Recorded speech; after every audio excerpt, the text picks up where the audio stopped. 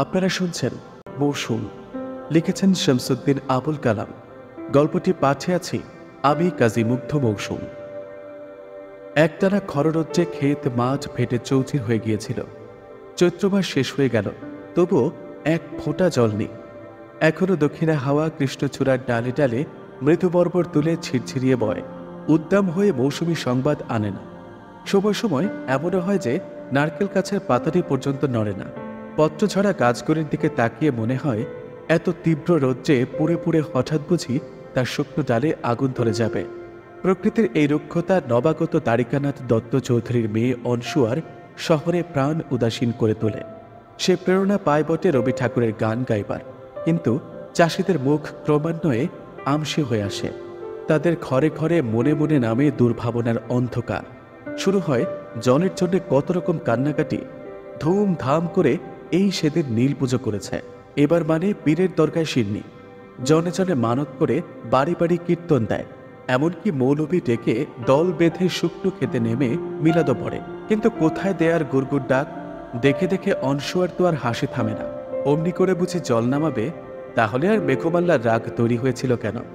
মা একরকম গায়েরই মেয়ে, শহুরে বলতে পারেননি। তাছাড়া ঠাকুর দেবতা নিয়ে হাসাহাসি তার আর ভালো লাগে না। তারা দিয়ে বলে ওঠেন, ওই ওদের মেঘমল্লার, তা বেশ তো জানা, তুই যে নামানা জল। অনসুয়া ঠোঁট উল্টাত, আমার বয়েই গেছে, জল নামলেই তো কাদা, হোক গরম, তবুও এই বেশ আছে বাবা, সত্যি বেশ আছে, অসুবিধা তো নেই, ফুর্তিরও তো কমতে নেই অনসুয়ার। 5 বছর বয়সে গ্রাম ছাড়ার পর এই 18 বছরে গ্রামে এসেছে সে। দিগন্ত বিস্তারিত খটখটে খোলা মাঠ। সকালে বিকেলে ভাই বোন সহ মাঠে ঘাটে নেমে ছুটোছুটি করে লুকোচুরি খেলে সে যেন এক নতুন আনন্দে উচ্ছ্বসিত হয়ে উঠতে লাগল। কিন্তু গায়ের হাওয়া বড় অস্বস্তি বোধ করে। বুড়োরা আমল না দেওয়ার ভান করে, ঝি বউ মাতারিরা গালে হাত লাগিয়ে অবাক হয়ে থাকে, আর জোয়ানদের কেবল চোখ টাটায়। ওরা যখন হালকা খুশিতে মাঠে মাঠে ছুটোছুটি করে হেসে হেসে লুটোপুটি খায়, ওদের চিন্তাক্লিষ্ট মনে তখন কেমন ঈর্ষার জ্বালা লাগে। মনে মনে বলে, সবুর নামক না দেয়াই, দেখব তখন এত ফুর্তি কোথায় থাকে। বুড়ো সখানাত একদিন ওদের পাশ কাটিয়ে যেতে যেতে শোনে দত্ত চৌধুরীর মেয়ে বলছে, আহা, আরো কিছুকাল যদি এমন থাকে, জামাইবাবু আর দিদি এলে আরো মজা করে বেড়ানো যাবে। কথাটা শুনে সখানাতের কেমন খারাপ লাগে। স্পষ্ট কথা বলা তার স্বভাব, তাই হঠাৎ ঘুরে দাঁড়িয়ে বলে, সি সি, ও কি সর্বনেশা কথা। দত্ত চৌধুরীর মেয়ে ভ্রু কুচকায়, মুখ লাল হয়ে ওঠে। এবার সখানাথ একটু হাসে, সে না, অমন কথা কইতে নাই, খরা থাকলে তোমাকে ভালো বই কি, কিন্তু মগজে সর্বনাশ, জল না হইলে বাদ্যেরা ফসল যে পাবো না। অনসুয়া বাদে অন্য সবাই তার কথা শুনে হেসে ওঠে। অনসুয়া নিচু স্বরে ভৃত্যকে শুধায়, কে রে লোকটা? ভারী অভদ্রতা, গায়ে পড়ে কথা বলতে আসে। সখানাত গায়ের চাষিদের মাতবর। মাতবর কি মানে? মোরল। ও তাই, যেখানে সেখানে কথাগুলি সবই সখানাতের কানে যায়। অভদ্র বই কি, তার ওই বক্তব্যের আড়ালে যে কান্না, তা ওদের কানে পৌঁছায়নি। ওরা জমিদার, ওদের সুখ দুঃখ হাসি কান্নার সঙ্গে তাদের আসমান জমিন ফারাক। ওরা এক জাত, তারা অন্য, তাদের সর্বনাশই তো ওদের পৌষ মাস, এই তো রীতি। কিন্তু সখানাতের ছেলে রমানাথ বাপের মুখে ঘটনাটা শুনে চটে উঠল। ইচ্ছে হলো তখনই ছুটে গিয়ে দুটো কথা শুনিয়ে দিয়ে আসে, কিন্তু নিরস্ত্র করল সখানাত। রাগের কিছু নাই রে, অমন ওরা বলেই। অনসুয়া বাড়ি ফিরে বাপকে ঘটনাটা জানায়। দেখো তো কি আস্পর্ধা। দ্বারিকানাথ বললেন, তিনি আরো অনেক শুনেছেন সখানাতের কথা। এখন নাকি সখানাতেরই মাতবরি, ওরই নেতৃত্বে সকলেরই বড় বার বেড়েছে। পাইক পেয়াদা খাজনা চাইতে গেলে উল্টে ধমক দিয়ে হাঁকিয়ে দেয়। জমিদারকে নাকি ওরা গ্রাহ্যের মধ্যে নেয় না আজকাল। গেল মাকে কমিউনিস্টরা না কারা যেন এসেছিল, তারা সখানাথের কানে যে মন্ত্রণা ঠেলে গেছে, এসব তারই ফল। এই তো প্রায় সপ্তাহখানেক হলো দেশে এসেছেন তিনি, অথচ একটা প্রজাকেও কাচারিতে চৌকাঠ মারাতে দেখা যাচ্ছে না। দিনকাল খারাপ, তাই খাটাতে সাহস করেন না দ্বারিকানা, নইলে। কিন্তু শেষ পর্যন্ত তাকে রাখতেই হলো। এতদিন গ্রামে এসেছেন, অথচ একটা প্রজাও সেলাম ঢুকতে এলো না। ব্যাপারখানা কি? খবর দিলেও যে কেউ আসে না।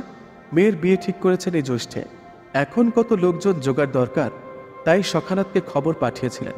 কিন্তু তার ছেলে নাকি মার মুখে হয়ে পাইককে হাঁকিয়ে দিয়েছেন। বলেছে, অকালের দিনে আমরা না খেয়ে মরেছি, আর তোমার কর্তামশাই তখন এখানের চাল শহরে নিয়ে ব্যবসা করেছেন। আমাদের অবস্থাটা একবার চোখেও দেখতে আসেননি? যে জমিদার প্রজাপালক হতে পারে তেমন তোমাদের মনিব নয়। আজ দায় পড়েছে তাই ডাকতে এসেছ, কিন্তু তাকে বলো গে বাবু। জমিদার যখন আমাদের জানেনি, আমরাও তাকে চিনি না। শুনে আগুন হয়ে উঠলেন দাড়িকানা। যে করেই হোক ওদের শায়েস্তা করবার একটা দুর্দম ইচ্ছা হয়েছিল। ঘর বাড়ি জ্বালিয়ে পুড়িয়ে অথবা বাকি খাজনার দায়ে নিলাম করে তাড়িয়ে দিলে কে কি করতে পারবে তার। কিন্তু নিষেধ করল নায়েব। না কর্তা, মামলা টামলা বা মারামারি করে সুবিধে হবে না। পেছনে স্বদেশীওয়ালারা রয়েছে, দেখছেন না কেমন সুন্দর দল পাকিয়েছে। এক্ষেত্রে চুপ করে ভবিষ্যতের অপেক্ষায় থাকাই ভালো, নইলে ব্যাপার অনেক দূর গড়াবে। সারা বাংলাদেশে প্রজা খ্যাপানো কাণ্ড কারখানাগুলি স্মরণ করে দ্বারিকানাথ শেষ পর্যন্ত অপমানটা হজম করেই নিলেন। মানুষ তো নয়, আদিম বর্বরোরা। একবার খেপিয়ে দিলে কে বলতে পারে কি করে বসে। তবে জব্দ সখানাতদের করা চাই, তবে একটু সবুর। মেয়ের বিয়েটা তো ভালোই ভালো হয়ে যাক। স্বদেশীওয়ালারা কথা শুনে রোমান্সের গন্ধ পায় বাংলা ফিল্ম দেখা অনসুয়া। জনান্তিকে নায়েবকে শুধায়, স্বদেশীওয়ালাদের কথা যেন কি বলছিলেন কাকাবাবু? এখানেও আছে? আছে বই কি। লিডার কে তাদের? আর লিডারের কথা জিজ্ঞেস করছো? সে কোনো ভদ্রলোক নয়, ওই সখানাথ আর তার ছেলে ব্রহ্মনাথই ওদের লিডার। ও, হতাশ হয়ে পড়ে অনসুয়া। এদিকে বৈশাখের প্রথম সপ্তাহটাও অনাবৃষ্টিতে কেটে যায়, সর্বোচ্চ খাঁ খাঁ করে শুষ্কতায়। অবশেষে একদিন বিকেলে জোর হাওয়া দিল হঠাৎ। কয়েকটা দিন অসহ্য গুমট ছিল, গাছের পাতাটি পর্যন্ত স্থির। আকাশেও ছিল না তীব্র রৌদ্র ঢাকা এক ফোঁটা মেঘ। দারুণ গ্রীষ্মে যখন চারিদিক অস্থির, সে সময় হঠাৎ একদিন হাওয়া এলো, আর সঙ্গে সঙ্গে দক্ষিণ থেকে দেখতে দেখতে পুঞ্জ পুঞ্জ মেঘ এলো তার ধূসর পাল উড়িয়ে। চাষিদের বুক আশায় কেঁপে ওঠে। আকাশের দিকে চেয়ে আল্লাহ আল্লাহ করে। ভগবান বুঝি শুনছেন কান্না। ক্রমাগত দুদিন ধরে সেই হাওয়া তীব্র বেগে বইতে থাকে। নতুন আমের মুকুল উড়ে গেল দিক হতে দিগন্তরে, আর সেই হাওয়ার সাথে পাল্লা দিল মেঘ। গুরু গুরু করে তাদের সে কি ডাকাডাকি, আর মাঝে মাঝে বিজলি জেলে ফরকানি। শেষে নামলো জল, ঝরঝর করে যেন আকাশ ভেঙে পড়ল। জল উঠল খেতে মাঠে। মেঘের ডাকে খালবিল ছেড়ে ওঠে। এলো হরেক রকম মাছ। রোজ রাত্রিবেলা খেতে খেতে মশাল জেলে মাছ ধরার ধুম পড়ে গেল। গভীর রাত্রে অন্ধকার মাঠে মশাল জেলে সেই সমস্ত ছায়ামূর্তিকে যখন জানালা খুলে দেখত অনসুয়া, দ্বারিকানাথ ধমকে উঠতেন, জানালা বন্ধ করে দাও অনু, ঠান্ডা লাগবে। এ তো একেবারে সাগরের নোনা হাওয়া, লাগলেই সর্দিতে পড়বে। অনসুয়া অগত্যা শুয়ে গান ধরত কিংবা খুলে পড়ত উপন্যাস। যাই বলে থাকুক, দ্বারিকানাথ ভেবেছিলেন সখানাথ শেষ পর্যন্ত আসবেই, কিন্তু তেমন কোনো লক্ষণ না দেখে শেষে নিজেই একদিন বেরোলেন। অবশ্যই এছাড়া বেরোবার অন্য এক কারণ ছিল। ম্যাজিস্ট্রেট বাহাদুর তাকে এক ব্যক্তিগত চিঠি লিখে জানতে চেয়েছেন, শুনতে পেলাম তোমাদের এলাকায় অন্নাভাব শুরু হয়েছে, সত্যি কিনা জানাও তো। এর উত্তর ঘরে বসে লিখে দিলে চলতো, কিন্তু তবুও গ্রামটা একটু ঘুরে দেখবার ইচ্ছে হলো দ্বারিকানাথের। অনসুয়া সঙ্গী হলো, কিন্তু কই, খেতে খেতে চাষিরা যে গান গেয়ে হাল চষছে, সকলেরই মুখ হাসি খুশি, যেন নতুন করে জীবন পেয়েছে। সব সব দুশ্চিন্তা উড়ে গেছে। ব্যাপার কি, চালের দর তো সত্যি সত্যি 30 টাকায় পৌঁছেছে। এ অবস্থায় এমন তো হবার কথা নয়। খোঁজ নিলেন ঘরে খোরাকি রেখেছে কিনা, কিন্তু তাও তো নয়। ঘুরে ঘুরে শেষে এলেন সখানাথের বাড়ি। সখানাথ কোথায় বসাবে, কি করে সমাদর করবে ভেবে আকুল। অনসুয়া গেল অন্দরে। দ্বারিকানাথ জিজ্ঞেস করলেন, কি খবর সখানাথ, তোমার যে দেখা পাওয়াই ভাত। আজ্ঞা, মরিচ ক্ষেত লইয়া বড় ব্যস্ত ছিলাম, তাছাড়া মাথায় মৌসুমের দুশ্চিন্তা। ভাবলাম যাই ধীরে সুস্থে। তা কেমন কাটাচ্ছ আজকাল? আজ্ঞা, আপনার আশীর্বাদে ভালোই। কথাটা হাত কচলে বললে বটে সখানাথ, কিন্তু দ্বারিকানাথ যেন কেমন ব্যঙ্গের গন্ধ পান। একে তো খন্দ ভালো হয়নি, তার উপর এবারে চালের দর 30 টাকা। সখানাথের তো তেমন অবস্থা নয় যে এই অবস্থাতেই ভালো থাকবে। তবু না দমে আবার সুধান, শুনেছিলাম সকলেরই নাকি খুব অভাব যাচ্ছে, কিন্তু কই, ফুর্তিতেই তো আছো সবাই। সেবার আকালটা হঠাৎ এলো কিনা, তাই সামলাতে সত্যি বেগ পেয়েছ। এবার আর তেমন অবস্থা হবে না, কি বলো? পানদানে করে পান নিয়ে এলো। সখানাথ তাই বাড়িয়ে দিয়ে বলে, এমনে কই, মাথার উপরে আপনারা, তেমন অবস্থা না হওয়া বাসা মরা সবই তো আপনাকে হাতে নির্ভর। দ্বারিকানাথ একটা পান তুলে মুখে দিতে দিতে কথাটা উড়িয়ে দিতে চান। আমাদের হাতে আর কি ক্ষমতা, আজকাল জমিদারের কি অবস্থা তো জানো না। সখানাথের ছেলে হঠাৎ হেসে বললেন, অনেক ক্ষমতা কর্তা, বাঁচাইতে না পারলেও মারতে তো পারেন। দ্বারিকানাথের হাত থেকে চুলের বোটা খসে পড়ে। অনসুয়াও এই সময় অন্তর থেকে চোখ মুখ লাল করে ফিরে আসছিল। কথাটা শুনে সেও ভ্রু কোঁচকাল। কিছুক্ষণ তাকিয়ে রইলেন দ্বারিকানাথ, তারপর হাসার চেষ্টা করে বললেন, তাও বেশ বলেছ। এই বুঝি তোমার ছেলে সখানাথ? আজ্ঞা হ, ওরে বেটা পেট নাম কর। সখানাথ তারা দিলেও রমানাথের দিক থেকে তার কোনো উৎসাহ দেখা যায় না। শেষ পর্যন্ত দ্বারিকানাথই বলে ওঠেন, থাক থাক, আর পেন্নাম করতে হবে না, বেশ ছেলে। অনসুয়া ডাকল, বাবা। হ্যাঁ, এই উঠছি। তোমার ছেলেকে কাল একবার পাঠিয়ে দিও সখানাথ। সখানাথ হাত কুচলে বললে, সে আপনিই কইয়া যান, আমার কথা আবার শোনে কি না। কথাটা খেয়াল করে কান লাল হয়ে ওঠে দ্বারিকানাথের।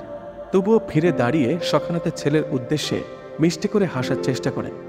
বাপের কথা শোনো না বুঝি? জি বাবা, উদ্ধত হতে নেই। চুপ করে নতমুখ হয়ে রইল। তবে তার চেপে মুখে যে ভাব ফুটে উঠল, তাকে বিরক্তি প্রকাশ ছাড়া অন্য কিছু ভাবা যায় না। কিন্তু দ্বারিকানাথ তা খেয়াল না করার ভান করে তাড়াতাড়ি পা বাড়ালেন। আচ্ছা, আমি চলি, তুমি কাল এসো একবার। তোমার মতো জওয়ান ছেলেই আমার দরকার। আমি যাইতে পারবো না। কথার মাঝখানেই রমানাথের জবাবটা যেন সপাং করে দ্বারিকানাথের গায়ে এসে পড়ল। চোখ জ্বলে উঠল, কিন্তু পর মুহূর্তেই সামলে নিলেন। তবুও হাসির চেষ্টা করে মোলায়েম স্বরে শুধালেন, কেন?